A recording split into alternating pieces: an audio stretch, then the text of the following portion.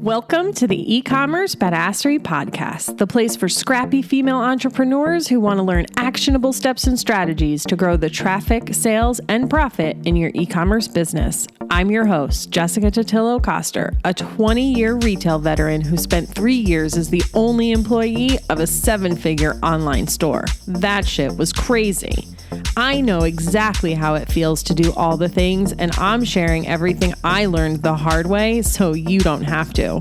I may have started this business by accident, but supporting badass bosses like you lights me the fuck up, and I am so stoked to see you grow. Are you ready, babe? Let's roll.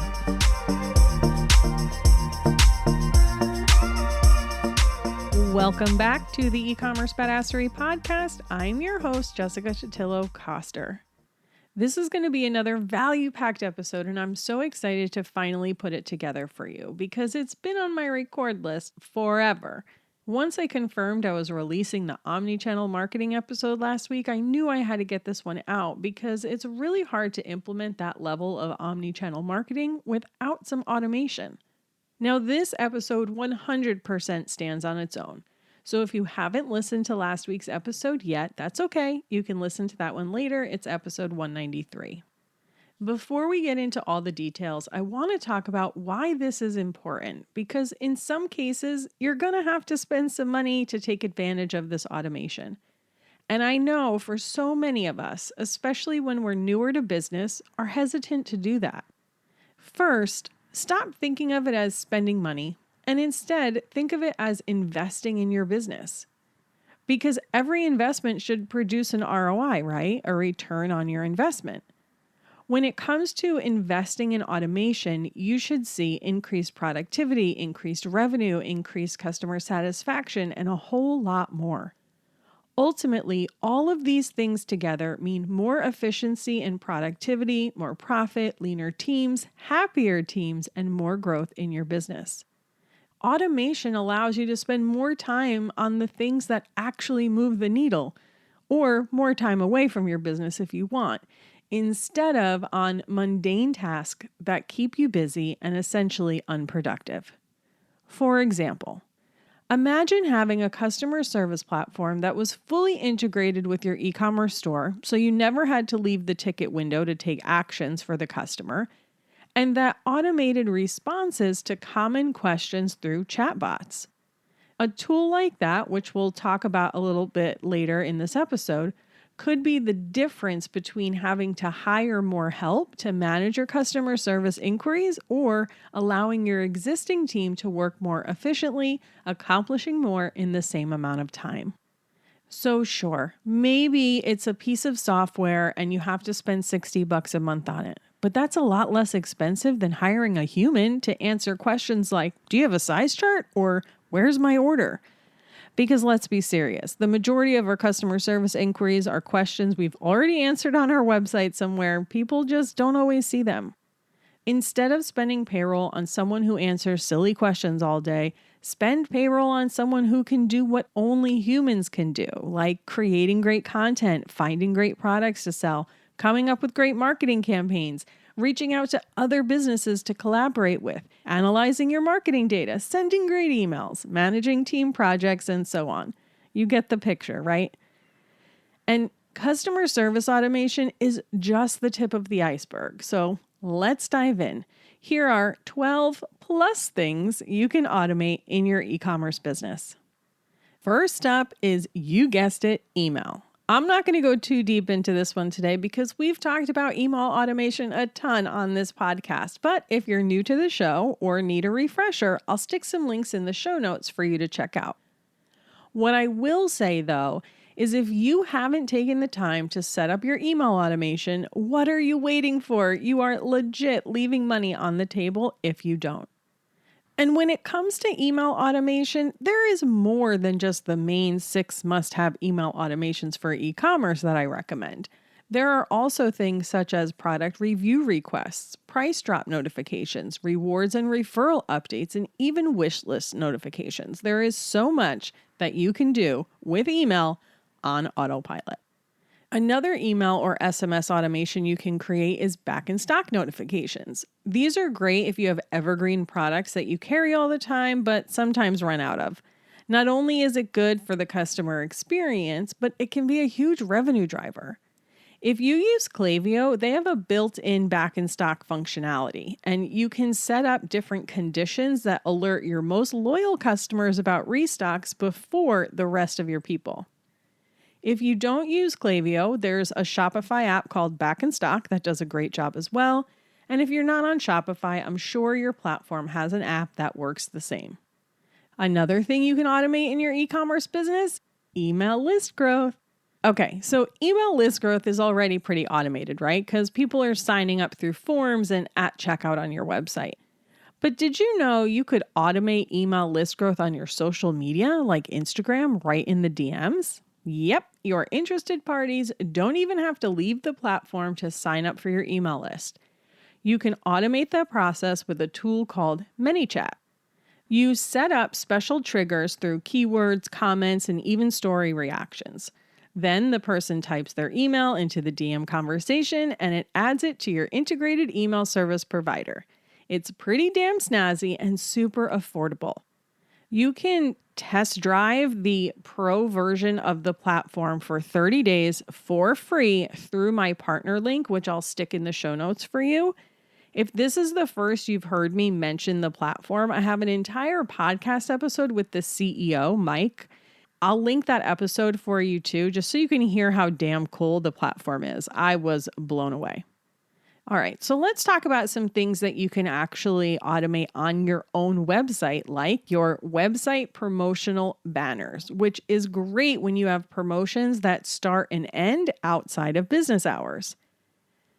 If you're on Shopify Plus, you can use an app called Launchpad, which will publish an entirely new version of your theme. But this isn't exactly enough of a reason to pay the additional fees for Shopify Plus. But there's an app that you can use that will add sections to your theme, just like your homepage sections, but that have a timer that you set on the section itself.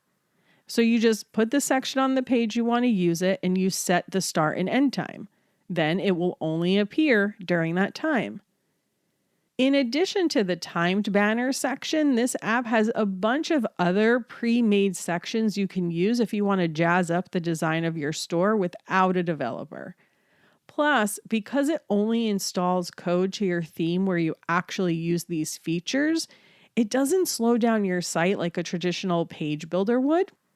The app is called Design Packs, and I'll stick my affiliate link in the show notes if you want to check it out. I super duper appreciate support for the podcast. Another thing that you can automate on your website, your new arrivals collection. So having a new arrivals category is a great option when you have a wide assortment of product and customers who shop with you frequently, right? Think about when you go into your little local boutique, you just want to know, hey, what's new since the last time I was here? Unfortunately, up until recently, you had to manage this collection manually on Shopify unless you were a Plus customer and had access to Shopify Flow. I don't remember exactly when Shopify Flow became available to all levels of Shopify. I honestly figured it out by accident sometime in the last year, but it can help you automate the process of removing products from your new arrivals collection after a specified amount of time. And you can do it with product tags if that collection is automated, or you can just say, hey, add or remove this from this particular collection. It's pretty cool. Another way to use Shopify Flow is to alert yourself if your inventory is running low. So you can set it to send an internal email and even include variables inside that email body with all the information you need about the product that's low in stock. And you set it to send like when it gets to a certain threshold. So this is super helpful if you don't have anyone dedicated to managing your inventory and you're trying to do this all on your own. If you sell on more than just Shopify, whether it's Google Shopping, Etsy, Amazon, or even Faire, there are apps and sales channels that will let you connect these platforms together.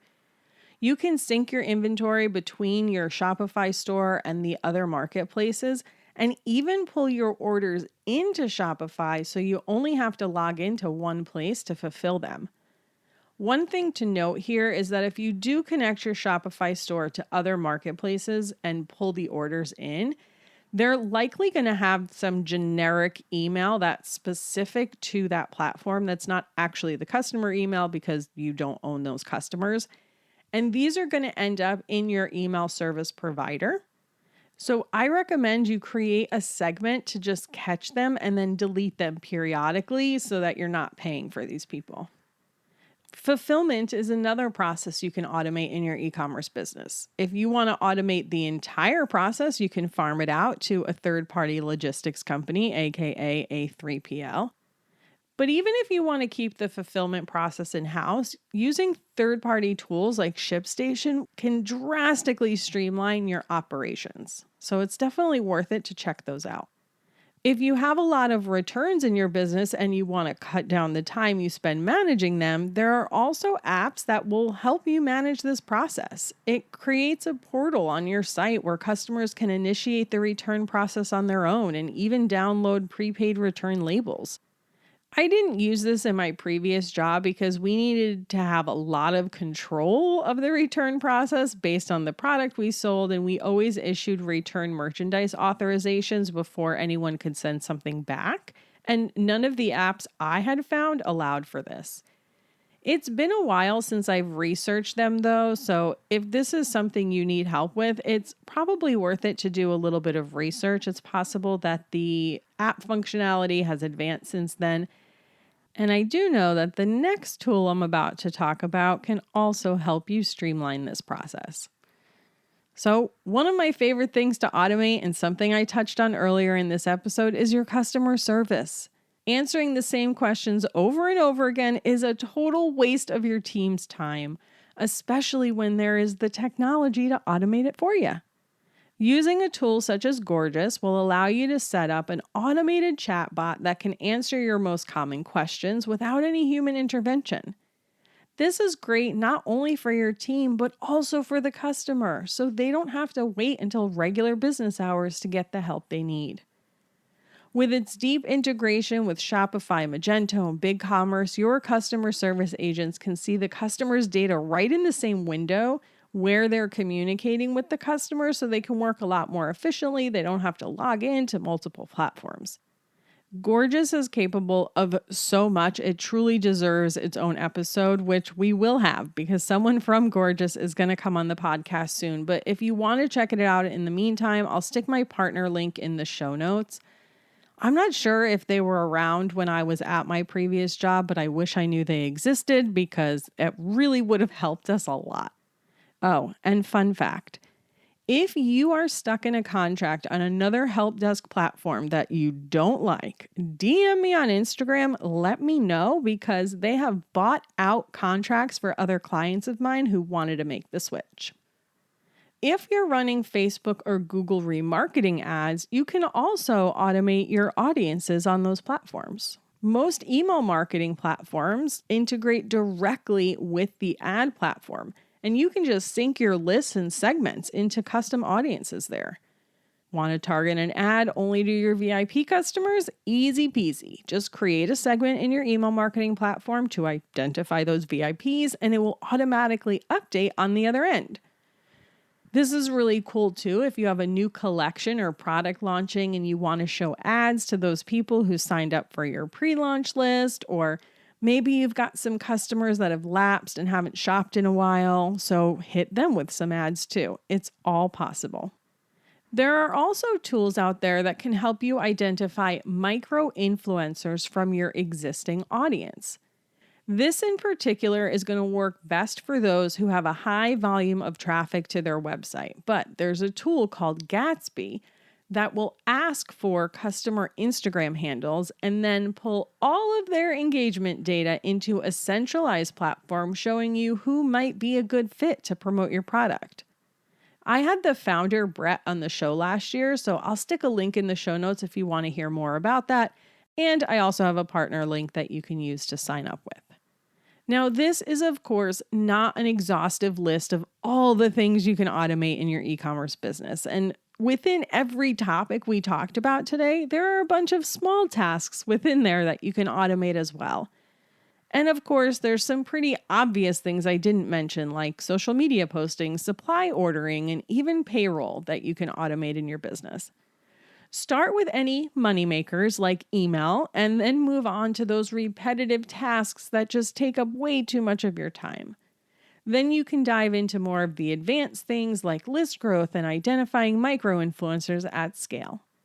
The most important thing I want you to take away from this episode is to consistently reevaluate how your business is running and if you can make it more efficient, less time-consuming, and ultimately more impactful.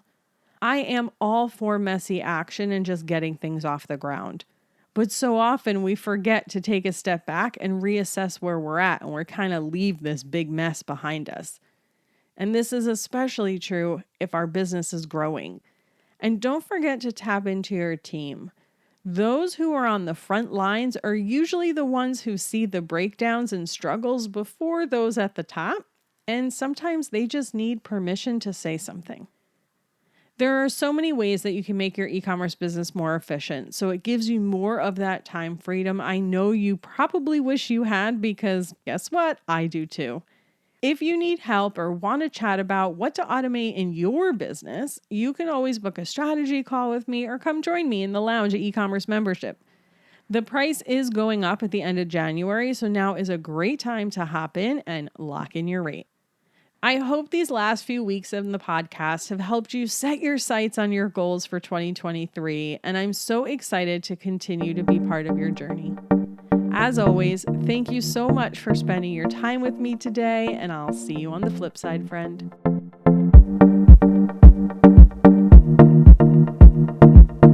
Thank you so much for listening to today's episode. If you like what you heard, I'd be so grateful if you'd leave a review on Apple Podcasts, and don't forget to subscribe so you never miss an episode. And if you're looking to surround yourself with more product entrepreneurs who totally get your life right now, get your booty on over to the eCommerce Badassery Facebook group. Can't wait to see you there. Until next time, e-commerce friends, stay badass.